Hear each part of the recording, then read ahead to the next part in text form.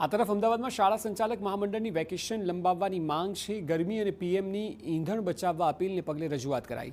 10 દિવસ સુધી વેકેશન લંબાવવા માટે સીએમને પત્ર લખાયો છે। ધોરણ 1 થી 5માં સપ્તાહમાં 5 દિવસનું શિક્ષણ કાર્ય કરવા પણ ભલામણ કરાઈ છે। ધોરણ 6 થી 8 માટે સપ્તાહમાં 3 દિવસ શિક્ષણ કાર્ય કરવા રજૂઆત કરાઈ અને 9 થી 12 ધોરણમાં ઓનલાઈન શિક્ષણની મંજૂરી આપવાની પણ માંગ કરવામાં આવી છે।